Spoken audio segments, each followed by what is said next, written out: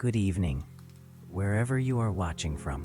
Whether you're listening from a quiet bedroom, a long night shift, or somewhere across the world under a different sky, you are welcome here. Tonight, close your eyes and let your breath slow down as we travel far back in time to the land of ancient Egypt.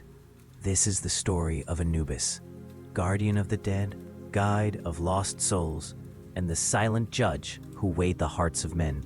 Let the world fade away. There is nothing you need to do, nowhere you need to be. Simply listen and descend with me into the mythology of sleep. It did not hurry.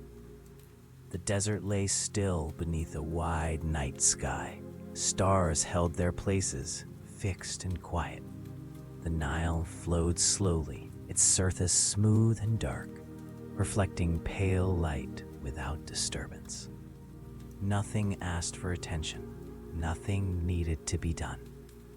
This was the natural state of the world. In ancient Egypt, night was not feared. It was understood. Darkness was not a threat, but a pause, a moment when life softened and released its weight. As the day ended, the land exhaled. Palm trees stood motionless. Animals rested where they were. Villages grew quiet as lamps dimmed and voices faded. Sleep came gently. To the people of this time, life did not exist only in daylight. It continued beyond it. Just as the sun disappeared each evening and returned again without fail, existence itself followed a steady rhythm. Nothing truly ended. It only changed. This belief shaped how the world was seen. Birth was not sudden. Death was not final. Both were part of a long, unbroken movement. A movement guided by balance. Balance between light and shadow, between sound and silence, between what could be touched and what could only be felt. When night arrived, the visible world withdrew, and the unseen world came closer. People slept knowing that something remained awake, not in the way a guard stays alert, but in the way the earth holds its shape, quietly, reliably. Long before stories were written, there was a sense that transitions required care, that moving from one state of being into another was not something to rush. The Egyptians understood this instinctively. They treated sleep as a small crossing, a temporary drifting away from the waking world. Dreams were not meaningless. They were gentle wanderings, moments when the soul loosened its grip and moved freely. Night was a doorway, and doorways needed guardians. In the hush of dusk, shapes moved at the edges of human sight. Jackals appeared where the desert met the village, where burial grounds lay quiet and undisturbed. They did not howl. They did not attack. They watched. Their presence was steady, unintrusive. Before anything was named, there was silence. Not an empty silence, but a calm one. A silence that felt full, steady, and patient. It rested over the land without effort. It did not move. Always there, yet never demanding attention. Over time, meaning grew from observation. The jackal became a symbol of vigilance, under protection during stillness, of awareness when others slept. From this symbolism, an idea slowly formed, a presence associated not with fear, but with care, with preparation, with guiding what had finished its time into what came next. This presence would become known as Anubis, not as a ruler, not as a judge, but as a keeper of balance.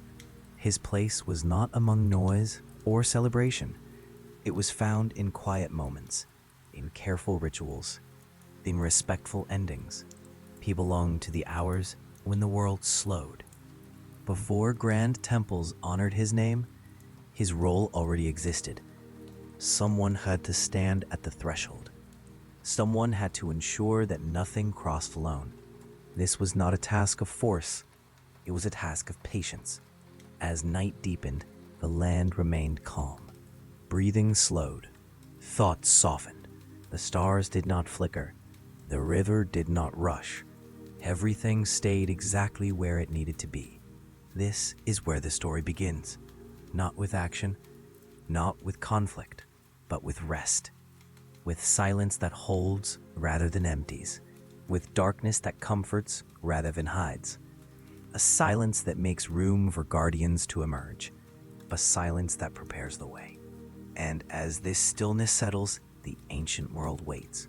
Unmoving, unhurried, ready to continue at the same gentle pace it has always known. In the oldest stories of Egypt, beginnings are never sudden.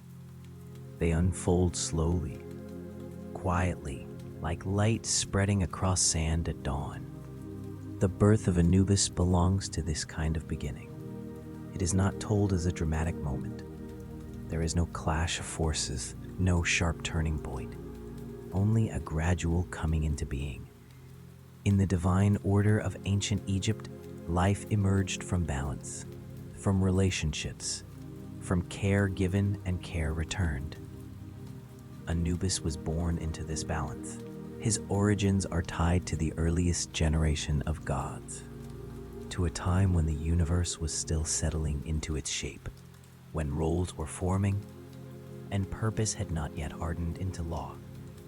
In these early myths, Anubis is connected to Osiris, the god associated with life, death, and renewal, and to Nephthys, a goddess linked with night, protection, and quiet sorrow.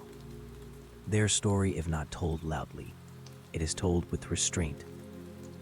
Nephthys, often described as standing at the edges of things, embodies liminal space, the moment between day and night, between presence and absence. From her came Anubis. His birth was not meant to disrupt, it was meant to stabilize. From the beginning, his nature was calm, observant, attentive to details others overlooked. While other gods shaped the land, the sky, and the cycles of nature, the Anubis took on a quieter role. He became aware of what happened after life released its hold, after breath flowed, after movement ceased. This awareness was not heavy, it was gentle. The myths describe Anubis as growing into his purpose early, not through command, but through understanding. He did not need to be taught the value of care. It was part of him.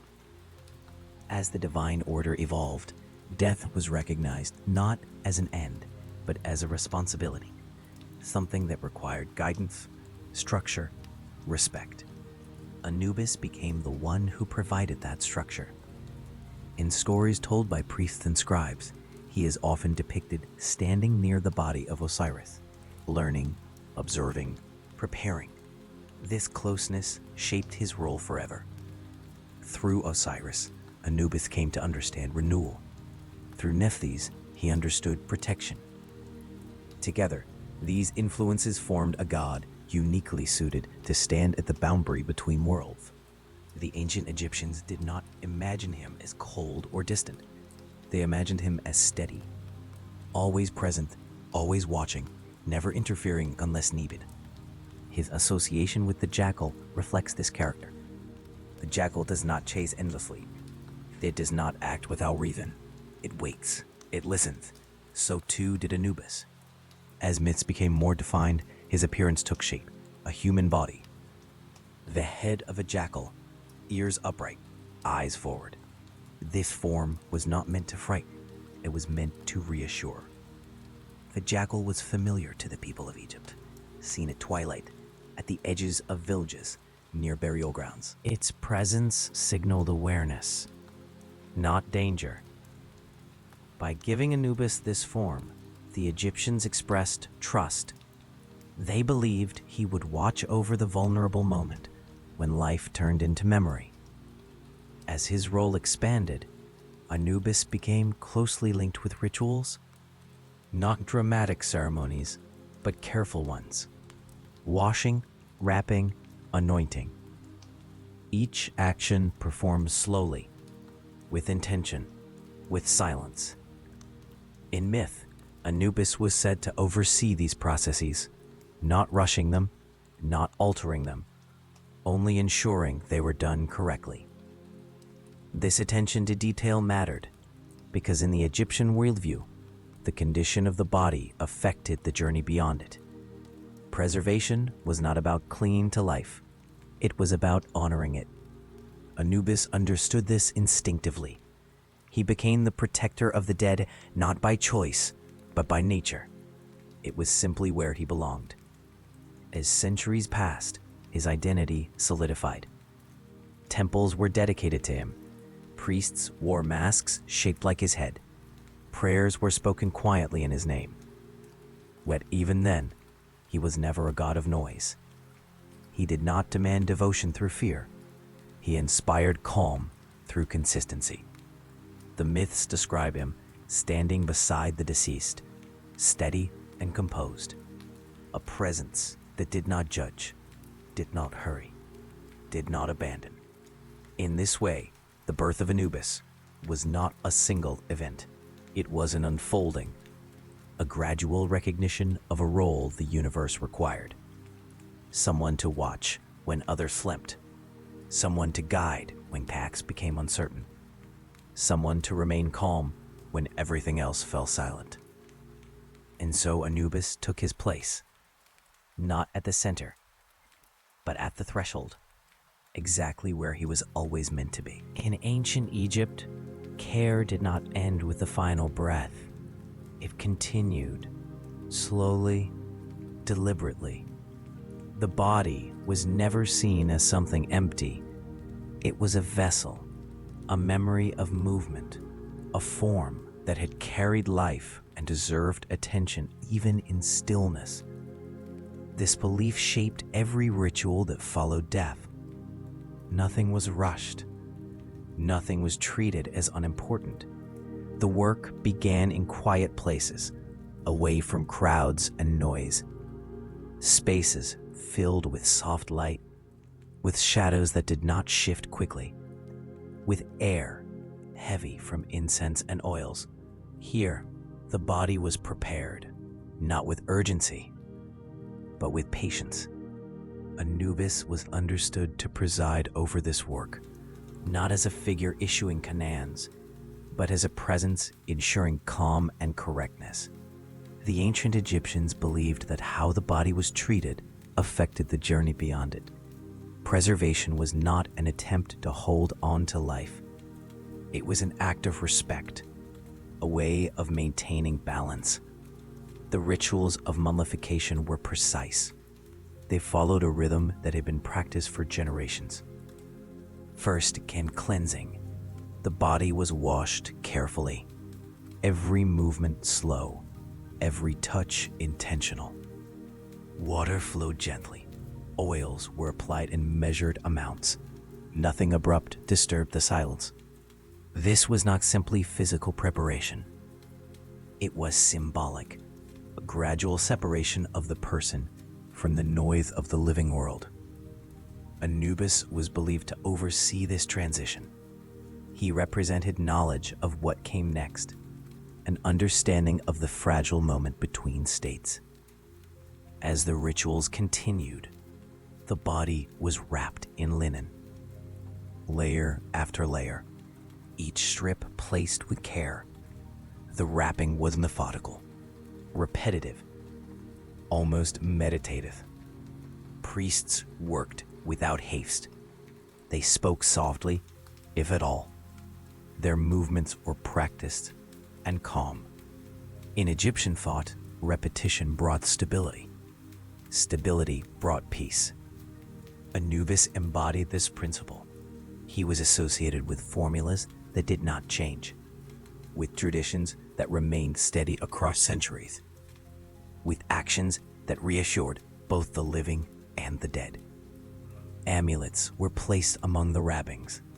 Small objects, quiet symbols, each had a purpose. Protection, guidance, balance. These were not charms, meant to force outcomes. They were reminders, anchors of meaning. Throughout the process, the atmosphere remained controlled, measured, still. The body was never left unattended. This was not because of fear, but because of responsibility. The Egyptians believed that during this time, the boundary between worlds was thin, not dangerous, but delicate. Anubis was the guardian of this delicacy. He did not rush the process. He did not interfere unless something fell out of order. His role was to ensure that nothing essential was missed, that every step followed the correct sequence, that care remained unbroken. The jackal imagery connected to him reinforced this role. Jackals were known to linger, to observe, to remain present without intrusion. So too did Anubis. As the rituals progressed, the body became still in a new way, not lifeless, but prepared. Prepared to rest, prepared to move on. The final wrappings sealed this preparation. The body was now ready for burial. But burial itself was not an ending. It was a placement, a return to the earth in a controlled, respectful manner. Tombs were designed to be quiet spaces, protected from disruption, oriented toward continuity. Anubis was believed to guard these spaces as well, not as a sentinel standing rigidly, but as a constant awareness. The dead were not abandoned, they were accompanied. This belief brought comfort to the living. It softened grief. It eased fear. Death was not a sudden disappearance. It was a transition managed with care. Anubis stood at the center of this understanding. He represented the idea that nothing important was left unattended, that even in silence, order remained. For those who prepared the dead, his presence was reassuring. It meant they were not alone in their work, that the process they followed had meaning beyond what could be seen. For those who mourned, it meant their loved ones were protected, guided, held within a structure that would not fail. Over time, this association became deeply rooted. Anubis was not just linked to death. He was linked to dignity, to patience, to the careful honoring of what had been. In this way, he became the guardian of the body, not because the body was feared, but because it mattered, even in stillness, even in silence, even in rest. Beyond the world of daylight, beyond fields and rivers and villages, there existed another realm, not hidden, not forbidden, simply unseen. The ancient Egyptians called this realm the Duat. It was not imagined as a place of punishment, nor was it a place of reward. It was a passage, a continuation. The Duat existed alongside the living world, moving in rhythm with it. When the sun set in the west, it was believed to enter this realm. When it rose again, it emerged renewed. In this way, the Duat was part of a cycle that never broke. Descriptions of the Duat were never hurried. They were layered, softly detailed, often incomplete. This was intentional. The Duat was not meant to be fully known by the living, only sensed, only respected. It was described as vast yet enclosed, dark yet not empty, still yet constantly in motion. Rivers flowed through it, slow and deliberate. Paths wound gently forward, never sharply turning. Gates stood not as barriers, but as markers. Each gate marked progress, not achievement, just movement. Souls did not rush through the Duat. They traveled at a pace that matched their readiness. Anubis was believed to guide these journeys, not by leading from the front, but by remaining close. His presence ensured direction without pressure, guidance without force. The Duat was filled with symbols rather than threats. Shadows did not chase. Silence did not threaten. Instead, there was a feeling of order. Stars appeared even here, reflected faintly in dark waters. Familiar shapes echoed the living world, but softened, as if everything had been gently dimmed. In Egyptian belief, confusion did not belong in the afterlife. Clarity did. The duet reflected this clarity through structure, through repetition, through balance. Paths followed known patterns. Ritual words matched ritual actions. Nothing happened without reason. Anubis understood this order completely. He was not impressed by the size of the realm. He was attentive to its details. He ensured that souls did not wander, that they did not lose direction, that they did not become overwhelmed. In the duet, movement was inward as much as forward. Souls released what they no longer needed. Attachments softened. Memories settled into stillness. This was not forced. It happened naturally. Anubis did not hurry this process. He allowed silence to do its work. The Egyptians imagined the duat as a place where time behaved differently. Moments stretched. Pauses mattered. There was no urgency. This absence of urgency was comforting. It meant that nothing important could be missed. Nothing meaningful could be rushed past. The role of Anubis here was essential. Without him, the duat might feel endless, unstructured, uncertain. With him present, it became navigable, calm, predictable. He was not there to judge the soul's worth, only to ensure it reached the next stage intact. His watchfulness made the realm feel safe. As the journey continued, the noise of the living world faded completely. Voices were no longer heard. Names were no longer spoken. What remained was awareness, a gentle awareness of movement, of progression, of being guided. The duat was not meant to frighten the living. It was meant to reassure them. It showed that there was continuity beyond breath, that silence did not mean disappearance, that stillness had structure. Anubis stood within this understanding. He did not dominate the duat. He harmonized with it. His presence matched its tone. Quiet, steady, unchanging. And so the journey through the duat continued. Not as an ordeal, but as a passage, a slow movement toward balance, a movement that required patience and trust. Trust that the path was known, trust that guidance was present, trust that silence itself was meaningful. In this realm beyond sunlight, nothing was demanded, nothing was taken, only carried forward, carefully, quietly, at exactly the pace it's meant to be. After the long, quiet passage through the duat, there came a moment of stillness. Not an ending, not a beginning, but a pause. This moment was known as the weighing of the heart. It was not imagined as a trial filled with fear. It was imagined as an act of balance, of clarity, of truth revealed without force. In ancient Egyptian belief, the heart was more than an organ. It was the center of memory, of intention, of lived experience. Everything a person had been was believed to rest there. The heart was not judged by words spoken, or titles held, or appearances maintained.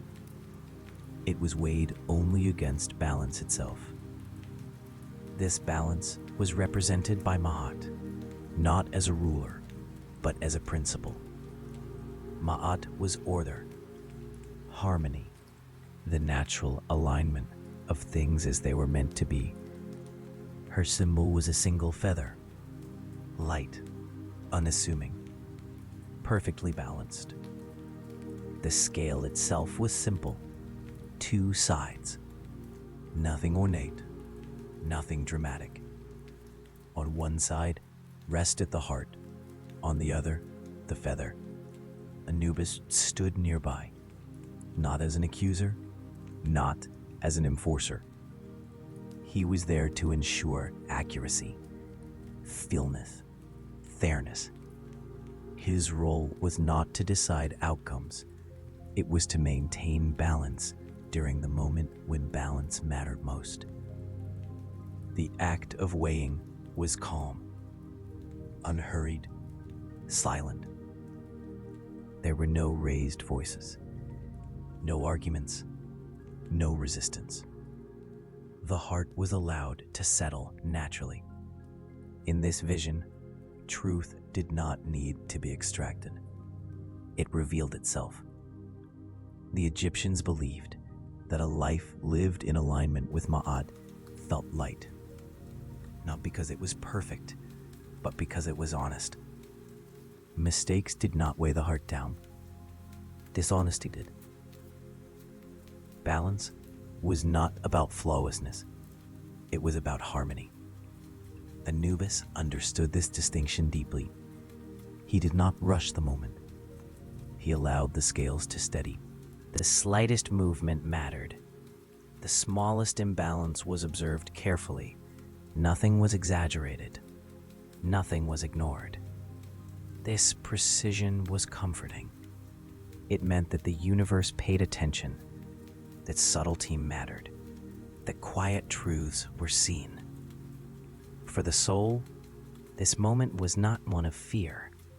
It was one of recognition, a recognition of itself. The Egyptians imagined that when the heart aligned with the feather, there was no fanfare, no celebration, only permission. Permission to continue, to move forward, to rest. Anubis ensured that this transition remained smooth. If the heart was heavy, it was not met with anger. It was met with consequence. But even this was not framed as punishment. It was understood as imbalance resolving itself. The myths did not linger on this outcome. They did not dwell on threat. Their focus remained on harmony, on the ideal of balance gently maintained. For those who lived, the weighing of the heart was not meant to cause anxiety. It was meant to guide behavior, to encourage alignment while life was still unfolding, to remind people that calm actions created calm outcomes. Anubis, in this role, became a symbol of fairness without cruelty. He did not favor, he did not interfere. He simply ensured that the scale worked as intended, that nothing tipped unjustly, that nothing was hidden. In the silence of this moment, everything unnecessary fell away. What remained was essence, and essence, when balanced, was light. This belief softened the idea of death. It made it feel orderly, predictable, even gentle. The weighing of the heart was not a dramatic climax. It was a confirmation that life had been lived, that balance had been considered, that the journey could continue. Anubis remained present until the moment passed, until the scales were still, until the outcome was clear, until the soul was ready to move on. Only then did the silence deepen again, and the journey resumed. When the sun lowered and the land cooled, the work of the temples changed. Daytime activity faded, voices softened, movement slowed. Night was not a time of absence, it was a time of care. Temples dedicated to Anubis were designed for this quiet work. Their walls were thick, their corridors narrow. Sound did not travel far inside them. Torches burned low. Oil lamps cast steady light that did not flicker quickly. Shadows remained calm and predictable. Everything about these spaces encouraged stillness. The priests who served Anubis understood this rhythm. They did not rush when night arrived. They slowed further. Their role was not to impress the gods. It was to maintain balance on behalf of the living and the dead. They moved through the temple with familiarity, each step known, each turn expected. Rituals were performed the same way each night, not because creativity was discouraged, but because repetition created stability. Stability was sacred. The priests washed their hands carefully before beginning. Water poured slowly. Gestures were deliberate. Nothing accidental entered the ritual space. Incense was prepared in measured amounts. Its scent spread gently, never overwhelming. Smoke rose in thin, steady lines. This was not meant to draw attention. It was meant to calm the air. Chants, when spoken, were low and even, not sung loudly, not performed. The words themselves mattered less than their rhythm, their consistency. Sound was used sparingly. Silence was the foundation. These rituals honored Anubis, not through spectacle, but through order, through precision, through care.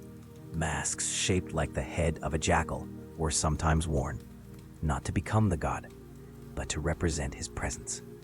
The mask did not change the priest.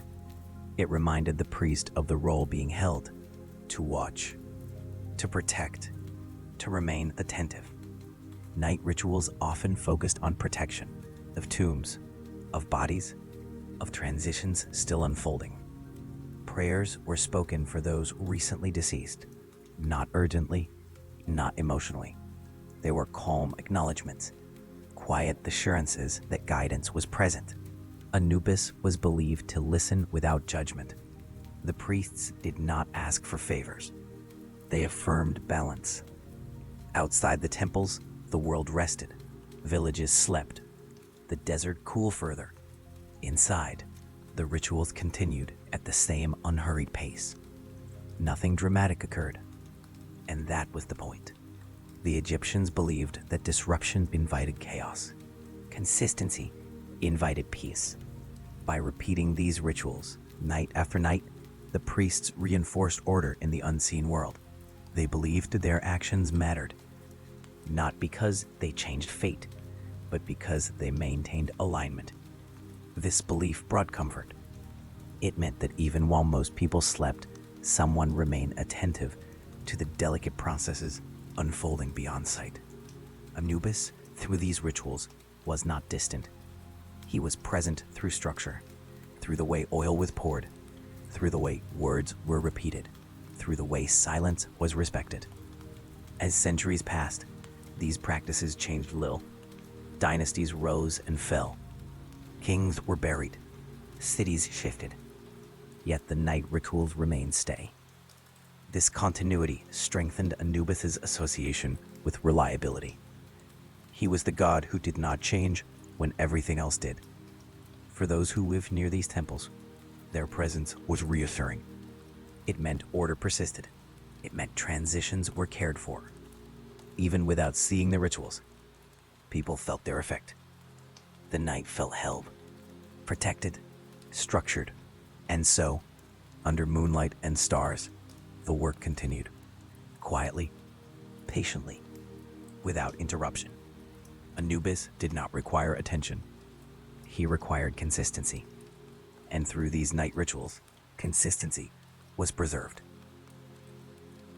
Time in ancient Egypt was not imagined as a straight line. It moved in circles, in returns, in rhythms that repeated without losing meaning. Because of this, the gods did not fade as years passed. They remained. They adapted quietly. Anubis was one of the most enduring of them all. From the earliest periods of Egyptian history to the final dynasties, his presence remained steady. Not dominant, not loud, but constant. As kingdoms changed, his role did not need reinvention. It was already complete. In early times, Anubis held a central place in funerary belief. He was the primary guardian of the dead, the one most closely associated with burial grounds and protection. Later, as religious focus shifted and other gods took prominence, Anubis did not disappear. His role narrowed slightly, refined. He became more closely associated with guidance rather than authority, with process rather than outcome. This refinement suited him. While other gods gained elaborate myths and dramatic narratives, Anubis remained simple in function. He watched, he guided, he ensured order. Even as Osiris became more prominent as ruler of the afterlife, Anubis retained his essential task, standing at the threshold, preparing the way. This continuity mattered deeply to the Egyptians. It meant that no matter how society changed, death itself remained understood, structured, familiar. Across centuries, depictions of Anubis remained remarkably consistent. The jackal head, the upright ears, the calm posture. Artisans did not feel the need to reinvent his image. It already expressed exactly what it needed to. This visual stability reinforced emotional stability. People recognized him immediately, across generations, across regions. His image carried reassurance. As Egypt encountered other cultures, Anubis continued quietly onward. Foreign rulers adopted Egyptian customs. New languages entered temples. Yet funerary practices remained careful and slow. Anubis remained present in tombs and rituals. Even when beliefs blended and symbols merged, his role was preserved. This persistence was not enforced. It happened naturally, because Anubis represented something universal, not power, not conquest, but care during vulnerability. Every culture encounters death. Few approach it with such patience. Anubis embodied that patience. As time passed, his myths were written and rewritten, copied onto papyrus, carved into stone. Yet the tone never changed. He was never portrayed as cruel, never impatient, never dramatic. He did not threaten. He did not persuade. He simply remained. This consistency made him one of the most trusted figures in Egyptian belief. People did not pray to Anubis for victory, or wealth, or protection from enemies. They turned to him for assurance. Assurance that transitions were handled correctly, that nothing important would be overlooked. In this way, Anubis became timeless. Not because he ruled time, but because his role existed outside urgency. Even today, thousands of years later, his image still evokes calm rather than fear, order rather than chaos. This is rare. Most gods change as cultures reinterpret them. Anubis does not need interpretation. His meaning remains intact. He represents the idea that even the quietest moments matter, that endings deserve as much care as beginnings, that stillness is not emptiness. Through every era of Egyptian history, this idea remained relevant. And so Anubis endured, not by force, not by command, but by necessity.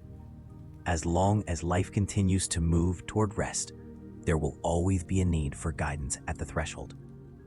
Anubis fulfills that need without interruption, without demand, without change. He does not age, he does not diminish. He waits, as he always has. As all journeys do, this one begins by slowing, not stopping, only easing into stillness. The world, as imagined by the ancient Egyptians, did not end at the edge of sleep. It softened, it dimmed, it settled into a deeper rhythm. In their stories, Anubis did not announce his presence at this stage. He did not speak, he did not signal. He was simply there. The descent was not a fall. It was a gradual movement inward. A narrowing of noise, a thinning of thought. The duat, once vast, now felt contained, not smaller, more focused. Paths became simpler. Light grew diffuse. Time stretched gently. There was no sense of urgency here, no demand to move faster, no expectation of effort. Everything proceeded at a natural pace. In this final movement, Anubis remained constant, a steady awareness beside the process itself. He did not lead, he did not follow, he accompanied. The Egyptians believed that rest was a sacred state, not something earned, something entered. Just as the body required care after life, the mind required care before rest. Silence did that work. In the myths, silence was never empty. It was filled with balance, with order that did not need to be explained. Thoughts once sharp softened. Memories lost their edges. What mattered remained. What did not, loosened. This was the purpose of the quiet descent. Not to erase, but to settle. Anubis represented trust in this process. Trust that nothing important would be lost in stillness. Trust that awareness could rest without disappearing. The ancient Egyptians believed that sleep itself mirrored the afterlife in small ways. A temporary release, a safe return. Because of this, bedtime was not feared. It was respected. Night was when the world aligned again. As stars crossed the sky, unseen processes continued calmly. Rituals, judgments, guidance, all without noise. In this final stage, even imagery faded. The duat no longer needed description. Anubis no longer needed form. Only the sense of order remained. A sense that everything was where it should be. This belief was comforting. It allowed the mind to release control, to rest without vigilance.